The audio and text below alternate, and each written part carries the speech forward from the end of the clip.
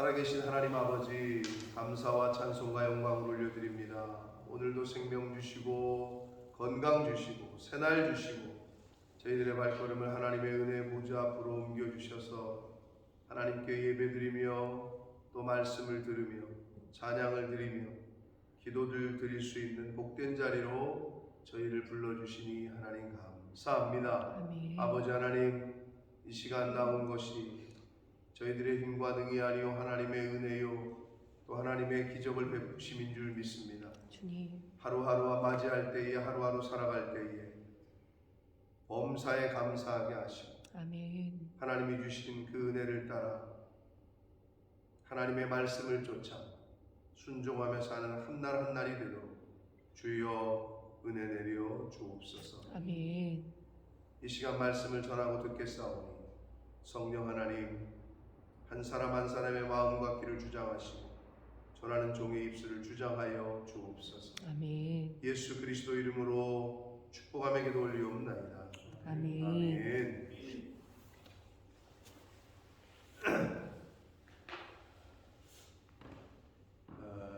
어제 몇 년 동안 연락이 없던 제 고향 친구가 카톡으로 연락이 왔어요. 알고는 있었는데 암이 걸렸다는 걸 알고 있었는데 글을 보니까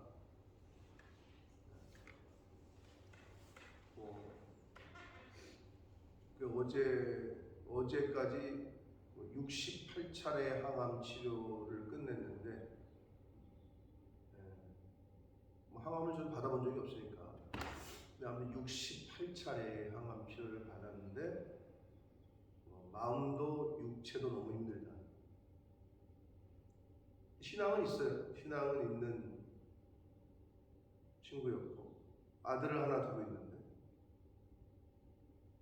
근데 이제 그냥 다 쉬고 싶다. 이제 그냥 끝내고 싶다. 이런 말을 카톡으로 보냈어요. 몇 년 만에.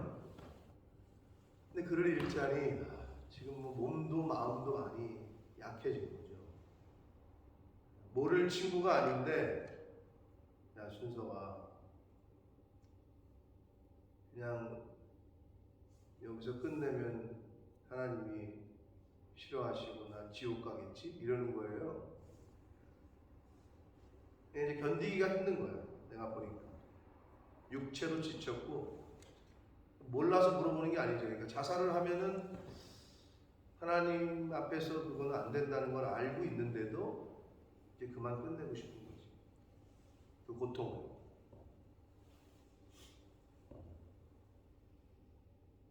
얼마나 힘들고 괴로우면 그럴까. 그래서 제가 그랬어요. 남편과 아들을 생각해서 그러면 안 된다. 물론 신앙적으로도 당연한 거지만 할 수 있는 게 별로 없으니까 지금 그러더라고. 6년째 에브리데이 예배를 드리고 있대, 가정예배를. 그래서 제가 야, 너 나보다 낫다. 네가.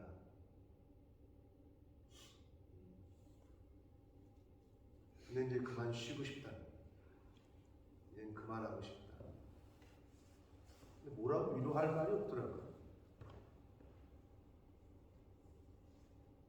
아들이 지금 대학교 2학년인데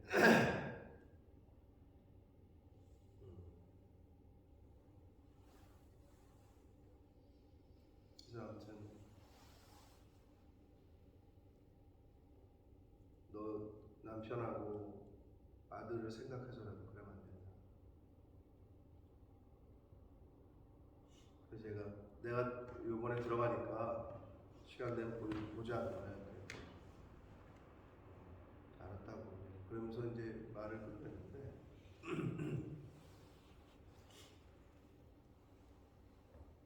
여러분 우리가 사는 하루하루는 누군가에게는 정말 살고 싶어도 살기 싫은 또 누군가에게는 정말 고통스러운 한날일 수 있는데 저와 여러분은 하루하루를 맞이할 때 어떻게 맞이해야 하는지 모르겠지만 정말 기적과 같이 하나님이 베풀어 주시는 은혜로 하루를 살고 가족을 만나고 먹을 수 있고 교제를 하고 이 모든 게 다 하나님의 은혜예요. 여러분 그거를 못하는 날이 옵니다. 어제 그리고 그 친구의 그 카톡을 받고 참 많은 생각을 하는데 또 그냥 뉴스를 보니까 우울증에 걸린 엄마와 지체장애를 앓고 있던 아들. 근데 이제 친척이 하도 연락이 안 돼서 문을 따고 들어갔더니 이미 시신이 다 부패할 정도로 오래전에 둘 다 죽어 있더래요. 많이 부패했다고 그러더라고요. 도대체 어떻게 된 사연인지 모르겠지만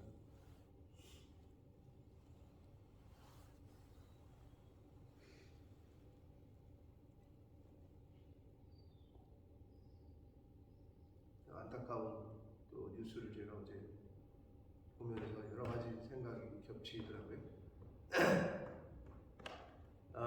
저는 드라마는 잘 안 보는데요. 거의 안 보는데 유퀴즈 온더블럭이라는 예능 프로그램이 있어요. 한국에.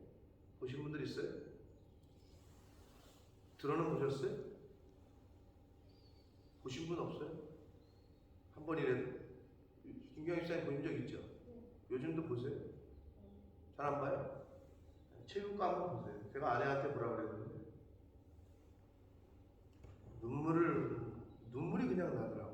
유재석하고 그 조세호 씨가 MC인데 그 두 사람은 막 눈물을 참지를 못하더라고. 이 시대의 어떤 거인 또는 이 시대의 어떤 달인은 아니고 시대의 좀 독특한 분들 뭐 이런 컨셉이었는데 주제가 설악산에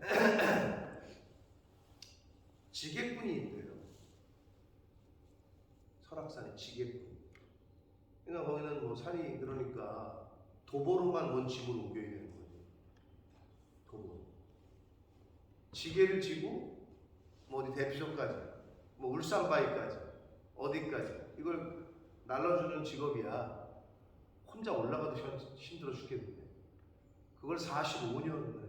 16살 때부터. 엄마 아빠가 일찍 돌아가셔가지고 먹고 살 게 없어가지고 45년째. 근데 이분이 젊어서 너무 잘생겼더라고. 멀쩡하더라고. 근데 좀 화가 났던 거는 울산바위까지 지게를 지고 올라가면은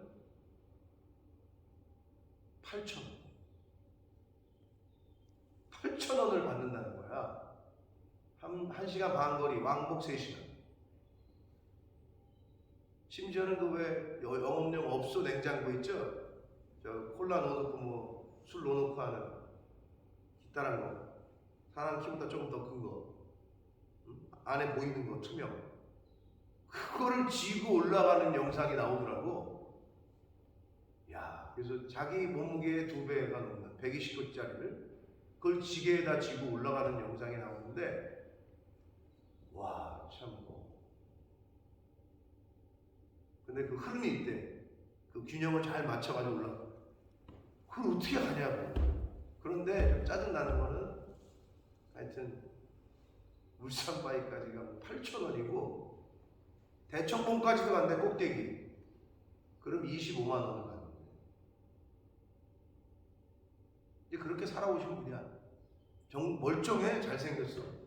근데 이제 그런 대화를 오고 하는데 왜 그러냐, 왜 이 일을 하냐, 단일을 하지. 60명이나 있었대, 그 지게꾼이. 근데 자기는 지금은 자기 혼자래. 자기가 안 갖다 주면 그 사람들이 이제 뭐 사명감을 갖고 하는 거야. 약간 그런 게 있더라고. 근데 이분이 약간 우리가 보면 좀 어리숙하고 바보같이 약간 느껴지는 것도 없잖아 있는데 16살부터 엄마 아빠가 돌아 이제 먹고 살기 위해서 했다는데 결혼도 했더라고. 근데 이 사람은 멀쩡하거든요. 근데 누구 친구 소개로 같은 지게꾼 소개로 어떤 여자를 만났는데 자기 마음에 쏙 들더래. 근데 보니까 하반신 불구야. 근데 내가 이 사람이랑은 100년 해로 있을 것 같은 마음이 들더래. 그래서 가서 내가 데려다 살겠다고. 그 엄마 아빠는 얘가 데려다가 뭐 어떻게 뭐 버리든지 어떻게 할 것 같아가지고 안 된다고. 근데 계속 찾아갔다는 거야. 그래서 자기가 지게 얻고 왔어. 지게, 그러니까 누가 부축을 안 하면 혼자는 거동을 못하는 여자야. 근데 지금까지도 살아. 근데 자기가 이 여자를 데려다가 뭐 마음이 순수하고 이런 게 느껴지더래. 그래서 하반신 불구 이 여자를 데려다가 지금까지도 잘 사는 모습이 잠깐 나왔고, 아들이 태어났는데 아들이 청각장애인, 아니 벙어리야. 그래서 이제 유재석 씨가 그랬나 조세호 씨가 지금 뭐 갖고 싶은 거 있으시냐, 소원이 뭐냐 이렇게 물었더니 아들이랑 같이 사는 거래. 뭔 소린가 봤더니 애가 크면서 덩치가 커지니까 아빠는 지게 짐 지러 나가야 되고 엄마는 하반신이 붉으니까 애가 크니까 컨트롤이 안 되는 거야. 말도 못하고. 그래서 시설에 놓았다는 거지. 장애인 시설에. 그래서 가끔 찾아간다는 거야. 가끔 갈 때 맛있는 걸 사다 주면 애가 거기 잘 있는 것처럼 보여줬다는 거지. 그래서 맛있는 걸 사다 주고 그렇게 좋아하고 뭐 그러더래. 거기까지도 좋았어. 야, 뭐 이런 인생이 있을까? 왜 지게를 지고 그 영상을 보면 이거는 뭐 거의 세상에 이런 일이. 그리고 8,000원을 받는다는 말에 좀 짜증나더라고 제가. 1시간 반 거리를 지게로 옮기는데 뭐 물통이라든지 뭐 이런 거, 그리고 그 LPG 가스통 있잖아요. 그거를 3개, 4개를 지게에 올리고 끈으로 묶어가지고 이걸 지고 산으로 올라가는 거야. 그런데 8,000원을 주는 사람들은 뭐며? 아, 좀 진짜 확 짜증나더라고요. 유재석 씨하고 조세호 씨도 삶을 들어보면서 이제 눈물을 막 참더라고. 그런데 제가 거기서 좀 숙연해지고 그랬던 건 뭐냐?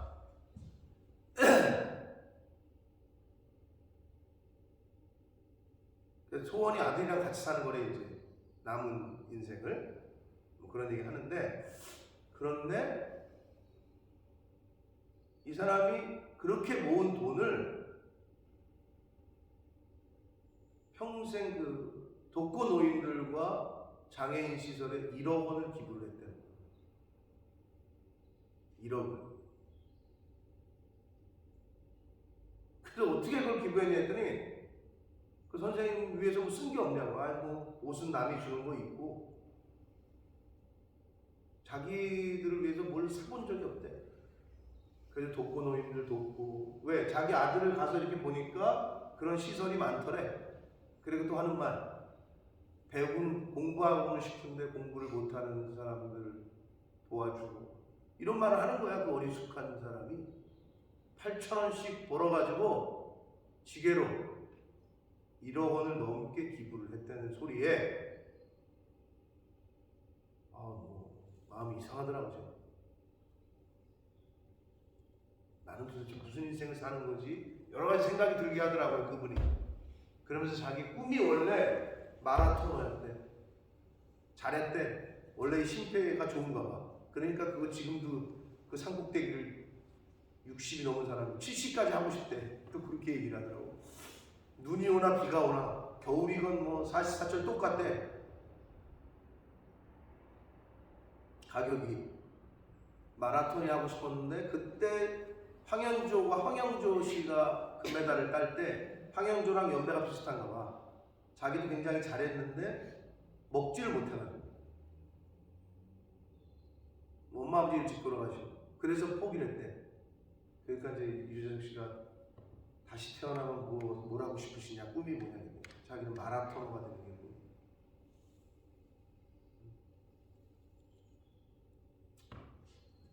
도대체 그런 사람들은 어떤 마음으로 살았을까요? 8,000원씩 벌어가지고 1억을 기부한다.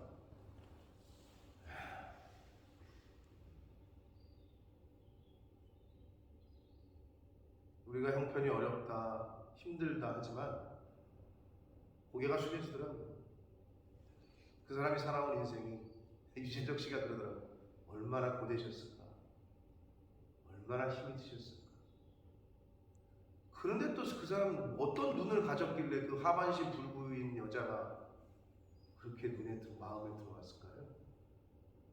지금도 이렇게 영상이 나오더라고. 지금 모습이 지금도 그렇게 다 수발 들면서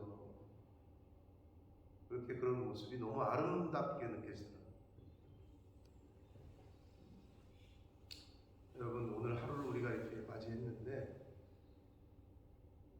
아까 그 제 친구는 하루하루를 고통 속에서 지금 이제는 끝내고 싶다. 한 5년, 6년 만에 저한테 카톡이 온 거예요. 깜짝 놀랐어요, 저는. 그래서 제가 이번에 들어가서 하나님이랑 가서 예배를 드리고 위로를 해주라는 사인으로 알고, 야, 내가 갈 수 있, 너 만날 수는 있냐, 나올 수는 있냐, 그랬더니 근데 나 너 만나면 울지도 모른다, 그러길래, 야, 나도 울지도 몰라, 내가 그랬어요.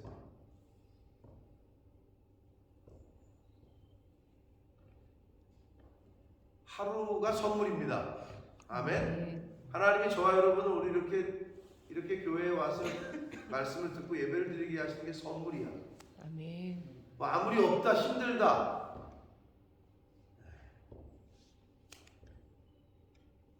아무튼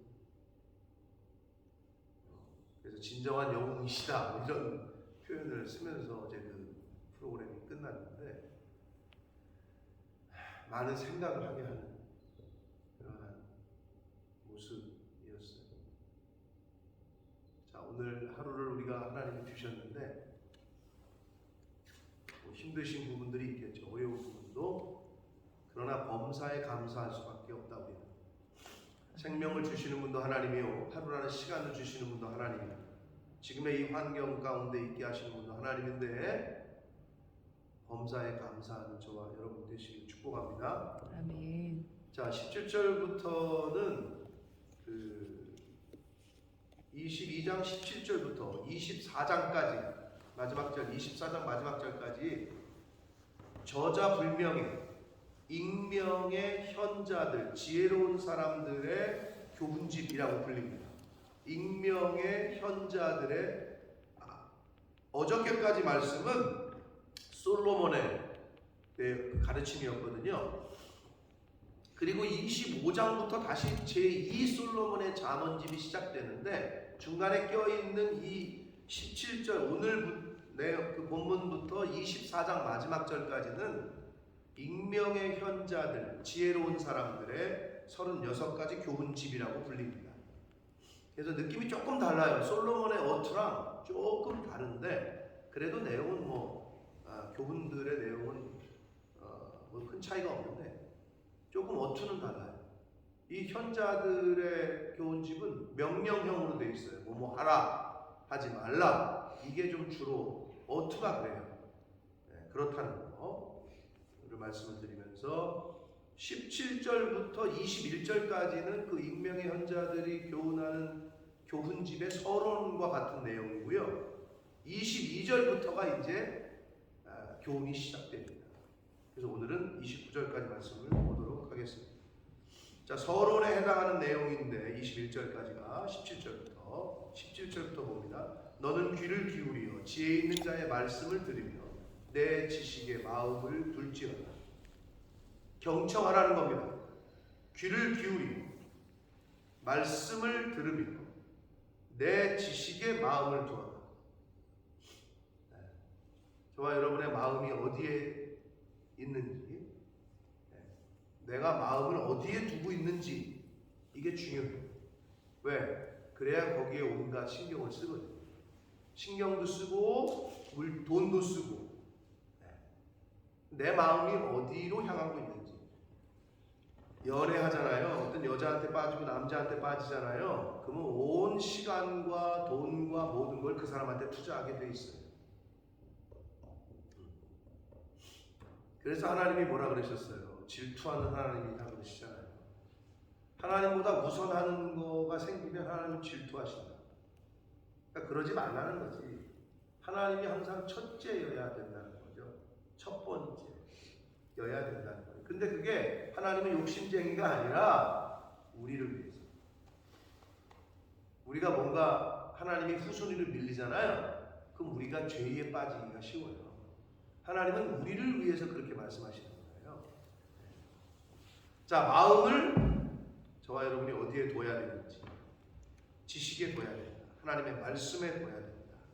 18절, 이것을 내 속에 보존하며 내 입술 위에 함께 있게 함이 아름답다 이러시잖아요. 근데 여기서 속에 보존한다라는 말이 원어상에는 이 뱃속 그리고 자궁이라는 뜻이에요.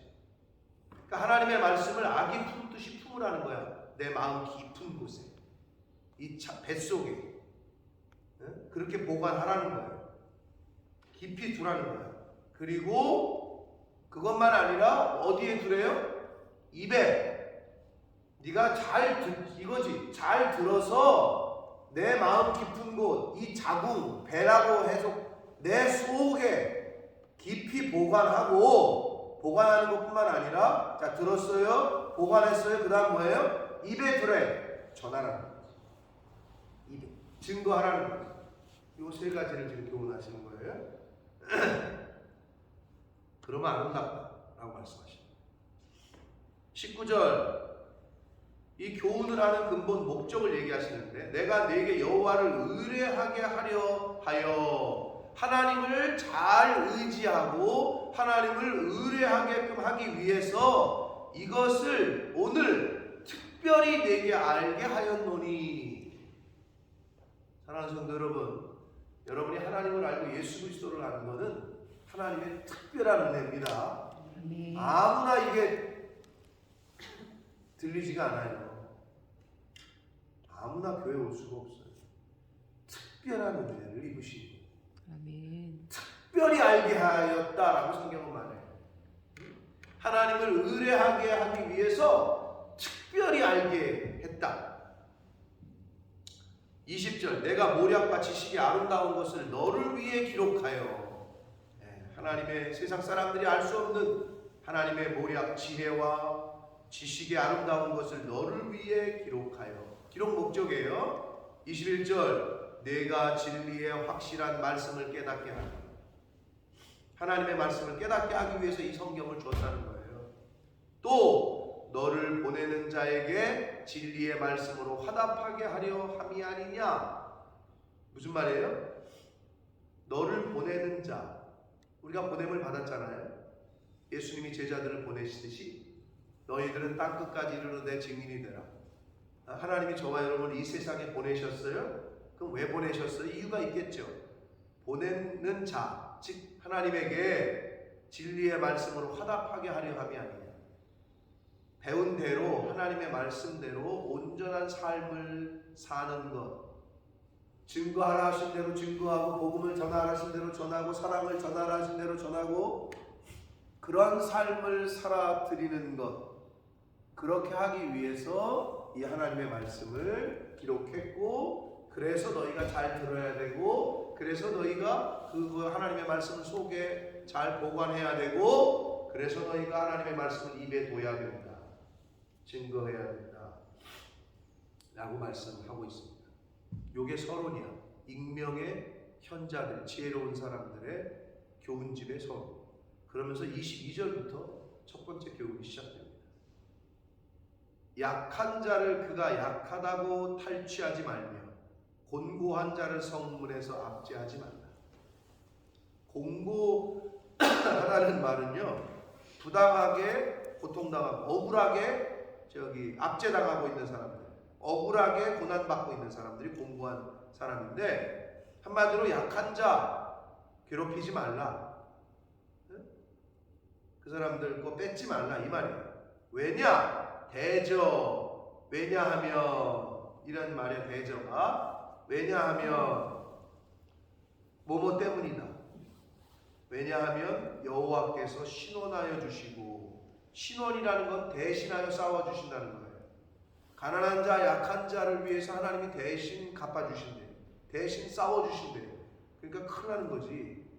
하나님 앞에 혼난다는 거야. 자의 생명을 빼앗으. 하나님 앞에 까불면 죽는 거지. 이거는 생명을 빼앗으신대. 약한 자, 가난한 자를 괴롭히고 그들을 압제하면 하나님께서 그의 생명을 빼앗겠다. 굉장한 경고의 말씀이죠.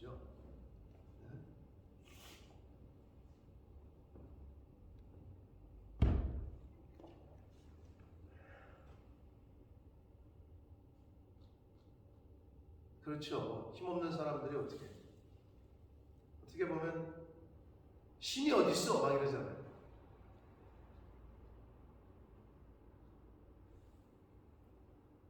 이렇게 어려운 사람들, 연약한 사람들을 위해서 신이 있어 주셔야지. 대신 싸워 주셔야지. 그게 일반적인 사람들의 생각하는 신에 대한 관념이 있거든요. 날 때부터 소경되고 날 때부터 장애를 갖고 나는 사람들에 대한 질문을 요한복음 9장의 제자들이 하잖아요. 예수님께. 그들은 그걸 죄와 연관을 시켰죠. 저 사람들의 죄 때문입니까? 부모의 죄입니까? 오늘날에도 그런 사람들 있죠. 부모가 애를 낳는데 장애아야. 그러면 그거를 부모가 어떻게 생각해? 내 죄다 라고 생각하잖아요. 자기가 낳았으니까. 근데 예수님은 분명히 말씀하셨어요. 그 누구의 죄도 아니다. 하나님이 하시고자 하는 일을 그를 통해 나타내고자 하십니다. 그게 아무리 곱씹어봐도 정답이에요. 즉 그렇기 때문에 날 때부터 우리는 건강해. 뭐 우리 특별해서? 그렇지 않아요. 그럼 날 때부터 귀머거리, 날 때부터 벙어리, 날 때부터 소아마비, 신체 날 때부터 지적장애. 그 사람들은 무슨 하나님이 계셔야 돼요. 하나님이 계셔서 그들을 통해서 하나님이 하시고자 하는 일을 나타내시는 우리는 몰라. 근데 똑같은 피조물이야. 그 사람도 피조됐고 우리도 피조물이야. 근데 피조물이 피조물을 깔고 우습게 여긴다. 그건 하나님의 계획, 하나님의 뜻을 어그러뜨리는 거예요. 그러니까 오죽하면 여기에 생명을 빼앗으실 것이다 라고까지 경고를 하셨습니다. 그래서 절대로 연약한 사람들, 가난한 사람들을 압제하는 큰일 나요. 그들의 마음에서 눈에서 눈물 나게 하면 안 된다는 거예요. 오히려 도와주라고 그러죠. 왜? 그럼 하나님이 갚아주신대. 그러니까 이거는 성경은 계속 강조를 해. 그거에 대해서 너 가난한 사람들이 연약한 사람들을 도와주면 하나님이 갚으셔. 너 근데 그들을 압제해? 하나님이 네 생명을 빼앗으실 거야. 그러니까 하나님이 하셨다는 거지 그거를. 그러니까 그게 요한복음 9장의 예수님의 말씀과도 일맥상통한 거예요. 그러니까 그 한 시간에 8,000원 왕복 3시간을 산꼭대기 올라가가지고 받는 그분이 더 지혜로운 거야. 여러분 가난한 사람들을 위해서 1억 원 기부해 봤어요? 평생을 해도 못할 거야. 아니 하실 수 있습니다. 지금부터라도. 근데 저는 어제 그 영상을 보면서 도대체 이분은 예수를 믿는지가 궁금했지만 선한 눈을 가졌구나. 사람들이 보는 것과 다른 걸 보더라고. 여러분 일반적인 사람이 하반신 불구자를 아름답다고 그렇게 일반적인 사람들이 봐요? 도대체 저분은 어떤 눈을 가진 걸까? 라는 많은 생각을 하게 하는 그 짧은 영상이었어요. 내 눈이 선한 눈이 아니야.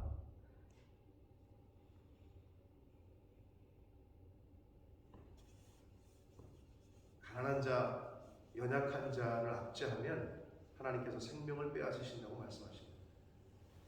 그를 노력하는 자.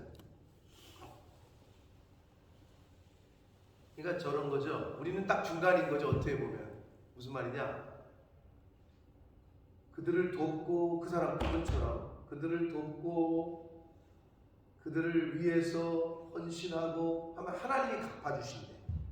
우리가 그쪽으로 가야 돼. 근데 반대쪽 사이드는 뭐냐? 압제하는 사람이 있어. 빼앗고 그들을 압제하고 억압하고 이러면 죽이신대 하나님이. 근데 우리는 이것도 아니고 이것도 아니고 중간에 딱 있는 거지. 그 사람들을 괴롭게도 안 하고 돕지도 않고 딱 중간. 이러고 살고 있진 않나를 좀 살펴.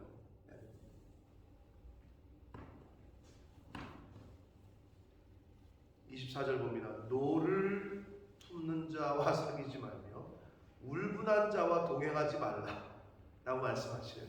여기서 울분이라는 거는요, 한마디로 노와 화, 이 노와 화를 쉽게 내는 사람들 있죠. 그 사람들과 동행하지 말래요. 그리고 사귀지도 말래요.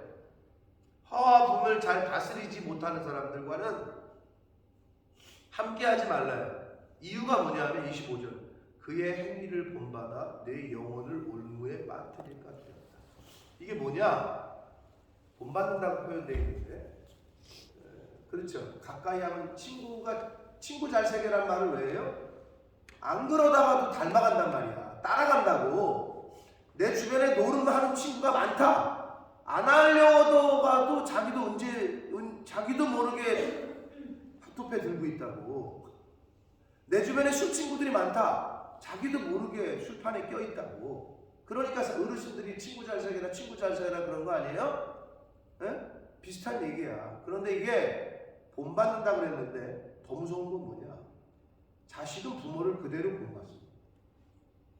근데 맨날 집에서 화내고 혈기를 내고, 가끔 보시면 그러잖아요. 따라하잖아, 애들이. 말투 따라하고 어렸을 때. 저거 봐, 지 애비가 하는 짓이랑 똑같아, 저거 막 이러면서. 저기 집에 봐, 지 엄마랑 어떻게 저렇게 똑같아, 이런 말 하잖아.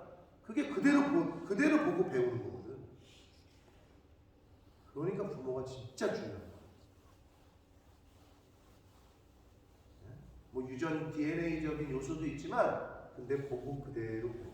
그러니까 뭘 보여주느냐가 굉장히 중요한 거죠. 여기서도 노를 품는 자, 사귀지 말고, 울분한 자와 동행하지 말고, 화를 쉽게 내고 노를 쉽게 내고 성급하고 막 이런 사람들과는 사귀지 말라는 건데, 이유를 그들의 행위를 본받게 된다는 거예요.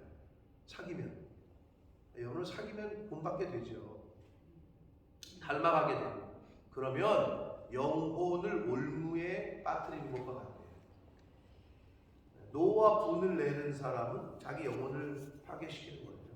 자기 영혼을 함정에 빠뜨리는 거예요. 그러니까 그런 사람들과 주변에 그런 사람들이 있으면 동행하지 말라는 거예요. 그렇게 교훈하십니다. 자, 그리고 26절, 27절은 서약, 보증, 함부로 서약하거나 함부로 연대하지 말라는 걸 얘기하는데, 너는 사람과 더불어 손을 잡지 말라. 이거 뭐예요? 손 잡는다는 건, 여러분 뭐 계약서 사인하고 나서 항상 악수하죠? 동맹을 뜻해. 연합, 동맹, 서약 이런 걸 뜻한다. 근데 어떻게 누구랑? 사람과 더불어. 2022년 우리 교회 표어가 뭐예요? 하나님과 연합하는 교회 아니에요? 하나님과 동맹을 맺고 하나님과 함께 해야지. 사람과 더불어 손을 잡게 되면 결국은 망해요. 사람을 의지하고 사람과 손을 잡고 사람과 동맹을 하고, 그러면 사람과 맹세를 하고. 성경은 함부로 맹세하지 말라고 하잖아요. 서약은 하나님께 하는 거예요. 결혼 서약 하나님 앞에서 하는 거지. 그거는 하나님 앞에서. 그러니까 사람과 더불어 손을 잡지 말라. 남의 빛에 보증 서지 말라. 사람과 더불어 뭔가 약속하고 사람을 의지하지 말라는 얘기고요. 결국은 하나님을 의뢰하고 의지하라. 하나님과 연합해라 라는 교훈의 말씀이 되겠습니다. 27절, 만일 갚을 것이 내게 없으면 내 누운 침상도 빼앗길 것이기 때문에 함부로 보증 서지 말라는 거야. 그렇죠? 여러분, 보증 섰다가 잘못되면 어떻게 돼요? 집안에 빨간 딱지 붙는 거죠. 네? 다 가져가잖아. 연대 보증, 이게 참 무서운 거죠. 네. 내가 책임을 지겠다는 거니까. 내가 저 사람이 잘못하면 내가 책임질게, 이 말이잖아요. 근데 뭐야? 누운 침상도 다 가져간대. 한마디로 네 소유물을 다 빼앗기게 될 거래. 그러니까 신중하고 조심하라는 거죠. 28절 내 선조가 세운 옛 지계석을 옮기지 말라. 지계석은 뭐냐면요, 오늘날에는 토지대장이 있죠. 토지대장. 이 땅은 누구 거다. 여러분의 아파트는 어떻게 돼요? 등기부 등본, 등기 쳤다. 그게 이 아파트가 내 거라는 공식 오피셜 문서 아니에요? 참 웃긴 거지. 그 종이대가리 하나가 그거의 어떤 소유물의 증거잖아요. 그러니까 기록이 그렇게 중요한 거예요. 기록이라는 종이 하나가. 토지재단도 마찬가지예요. 그 종이 하나가. 근데 옛날에는 종이가 없었잖아. 그럼 어떻게 해? 그게 지계석이야. 여기다가 하나 증거 돌 하나 놓고 여기다 돌 하나 놓고 여기서부터 여기까지가 내 거야. 이게 지계석이야. 네? 그런 토지를 경계를 나타내는. 근데 이건 어떤 의미가 있냐면, 근데 사람들이 어떻게 해? 밤에 여기서부터 여기서부터인데 저기다 옮겨놔. 이 사람 땅을 내 거를 빼앗는 거지. 그러니까 지계석을 옮긴다라는 거는 하나님이 주신 구역을 지 맘대로 옮기는 거지. 남의 약한 사람, 힘없는 사람의 자고 일어나니까 이상하네. 내 땅이 좁아졌고 저 사람이 더 땅이 커진 것 같아. 그 지계석을 옮기는 거지. 한마디로 오늘날로 말하면 공문서 위조를 하는 거지. 토지대장 몇 번지부터 몇 번지 땅은 몇 필지는 내 건데 그거를 위조를 하는 거지. 똑같은 얘기야. 그러니까 지계석을 옮기지 말라는 얘기인데, 결국은 이거는 하나님이 세워주셨다. 그 하나님이 세워주신 줄로 재어진 구역, 이거를 옮긴다는 건 하나님께서 세우신 경제와 여러 가지 사회 질서, 그 법을 깨버리는 거지. 옛 선조들이 세운 옛 지계석, 하나님이 세우신 사회의 질서가 있어. 주신 법이 있어. 율법이. 근데 이걸 지 맘대로 옮긴다, 바꾼다, 이건 하나님에게 대항하는 거야. 그거 하지 말라는 거야. 내가 자기의 일에 능숙한 사람을 보았느냐? 숙련된 사람, 그리고 성실한 사람을 말해요. 여기서 능숙한 사람이라는 것은 이러한 사람은 왕 앞에 설 것이요 천한 자 앞에 서지 아니할 거다. 그렇죠. 자기 일에 근면성실하고 능숙한 사람, 실력이 좋은 사람은 어떻게 해요? 자꾸 불려다니죠. 실력이 좋을수록, 프로페셔널일수록 자꾸. 아니 웨지우드가 처음부터 왕실 납품업체가 됐겠어요? 네? 뭐 그런 유명한 그릇들이 실력이 좋아지다 보니까 왕실에 납품하게 되는 거지. 그럼 똑같아. 근면성실하고 열심히 기술을 연마하다 보면 당연히 천한 사람 앞에 서는 게 아니라 왕 앞에 서는 거예요. 그럼 이걸 우리는 어떻게 교훈받아야 돼요? 이 많은 사람들 중에 하나님이 누구를 쓰겠어요? 여러분도 축구선수가 많아. 그럼 실력 좋은 사람 쓰겠지. 많은 크리스찬들이 있어. 백성들이, 군사들. 군사 중에 누구를 내보내? 잘하는 사람은 특별 부대가 되는 거지. 많은 크리스찬 중에 하나님이 보실 때 누가 왕 앞에 쓰겠냐?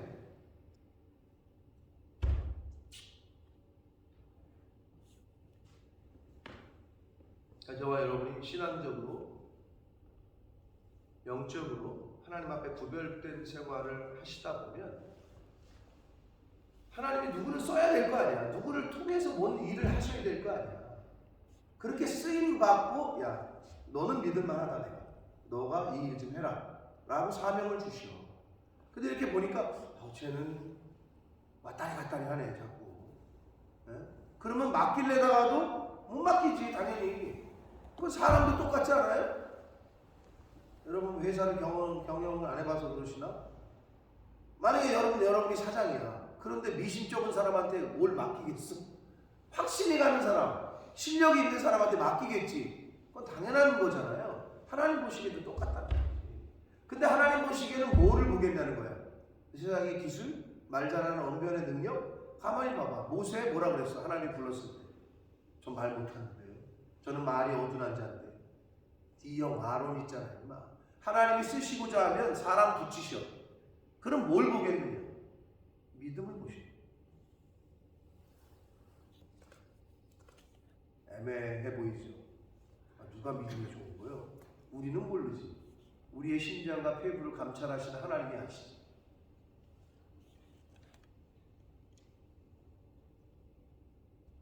그 믿음을 잘 키워나가셔야 돼요. 아멘. 여러분 큰 믿음, 여러분 믿음이 있긴 있어. 다 누구나에게나.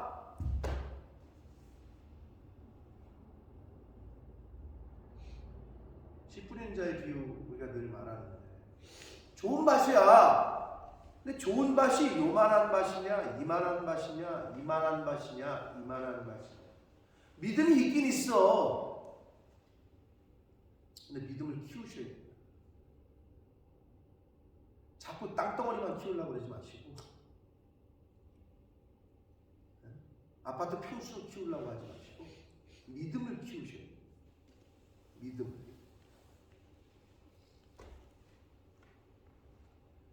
그래야 하나님께서 그 사람을 통해서 역사를 하십니다. 그 가문을 통해서 역사하십니다. 사랑하는 성도 여러분, 오늘 주신 생명과 오늘 주신 하루가 하나님이 주신 특별한 은혜입니다. 아멘. 그리고 오늘 말씀하신 대로 오늘 특별히 내게 알게 하였다. 오늘 말씀은 특별히 여러분에게 주신 거예요. 나에게 주신 거야. 오늘 말씀을 특별히. 얼마나 감사해. 여러분 아파 누워있으면 오늘 이 말씀을 듣지도 못했겠지. 하루하루가 하나님이 주신 기적과 같은 선물이고 은혜임을 잊지 말고 오늘 하루도 그럼 사실은 무조건 감사할 것밖에 없는 거야. 범사가 감사하는 거야. 그런 의미에서 항상 기뻐해야 될 것밖에 없는 거야. 그런 의미에서 항상 뭐 이것도 부족하고 저것도 부족하고 저 사람 보니까 저 집은 뭐 저렇게 하고 이 집은 뭐 이렇고 어제 우리 집사람하고 또 이제 저기 공무원 가정에 이제 그 새신자반 때문에 그 가정이 초대를 해가지고 갔단 말이에요. 그래도 감사한 거지. 자기네 집을 오픈한다는 거. 그래서 이제 가서 이제 뭐 제가 말씀을 전하고 또 그리고 식사를 준비해서 했는데 다르지 왜? 저 아무 말도 안 했는데. 누가 뭐라 그래? 누가 했대요? 말을 했죠. 말을 했어. 말을 어떤 말을 했느냐? 아무 말도 안 했는데. 뭐랬냐면 2층에 올라가는데 여자들은 또 남의 집을 그렇게 구경을 해. 내가 그래서 뭔 방까지 구경을 해. 이렇게 가만히 있지 그때. 거기 다른 분들도 처음 온 분들이 많아. 일단은 위에 방이 3개고 1층은 오픈형 키친이고 이제 거실인데 그냥 깔끔하지. 왜? 침이 없어. 2층 방에 올라가더니 집사람 내려오면서 하는 말이 야, 침대밖에 없더라. 침대밖에 없어. 우리 너무 이제 내가 그래서 또 깨달은 게 그거지. 하나님이 왜 나그네와 같은 사람? 그 사람들은 나그네야 이따 갈 거잖아. 항상 이따 갈 거니까 뭘 쌓아둘 게 없는 거지. 근데 우리는 어때? 하나님이 우리한테 뭐라 그랬어? 너네 나그네다. 그 얘기를 했잖아요. 다리를 건너가는데 다리에다가 집을 짓는 사람 있어요? 미친놈이라네. 우리가 그런 거예요. 우리는 지금 천국으로 가는 다리 위에 있는데 지금 글로 가고 있는데 다리에다가 집을 짓고 있어. 이 세상에 자꾸 뭘 쌓으려고 해. 아니 우리 지나가는 사람인데 그 사람들 지나가는 거 아니야. 근데 이제 다들 너무 깨끗하지 아무것도 없으니까 떠날 사람들이니까. 그러니까 우리 집사람 이제 뭐 집이 지금 우리 짐도 있지만 뭐 핑계를 대면 교회 짐도 뭐 막 여기저기 쌓여 있고 뭐 그러다 보니까 아무튼 뭐 많이 근데 우리가 게을러 가지고 치우지 못하는 것도 있는데 약간 부러운 투 얘기를 하더라고. 너무 아무것도 없다는. 그리고 그럼 어떻게 해야 돼? 또 깨달은 게 뭐냐? 우리 어떻게 해야 돼? 그러면 깨끗해지려면 어떻게 해야 되지? 버려야지. 내가 깨끗해지려면 내 속에 있는 걸 버려야 돼. 그걸 계속 붙잡고 있으면서 영적으로 똑같아. 원리가 버려야 돼. 버리지 않으면 깨끗해질 수가 없어. 옛 성품 버려야 돼. 그 혈기 나는 거, 뭐 분내는 거, 뭐 하는 거, 시기 질투하는 거 버려야 돼. 그걸 붙잡고 있으면서 계속 주여 나를 고쳐 주시옵소서 버리라니까. 그걸 왜 계속 붙잡고 있냐? 못 버리고 있는데 어떻게 깨끗해지냐?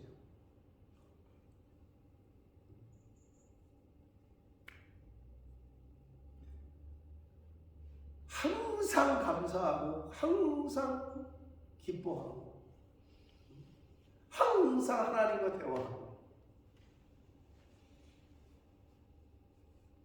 잘 안 되죠. 근데 제가 어제 그 친구 6년 동안 매일 가정 예배를 드리는데 제가 끊고 나서 그 대화가 마치 과연 암이 안 걸렸어도 그랬을까? 라는 생각을 해보게 됐어요. 우리는 왜 그러죠? 꼭 암이 걸려야 그렇게 하나님을 찾나? 근데 우리도 다 똑같아요. 우리가 평안할 때 잘 하나님을 찾지 않아요. 근데 여러분 꼭 암 걸리고 그렇게 하나님 찾고 매일 하나님 의지하고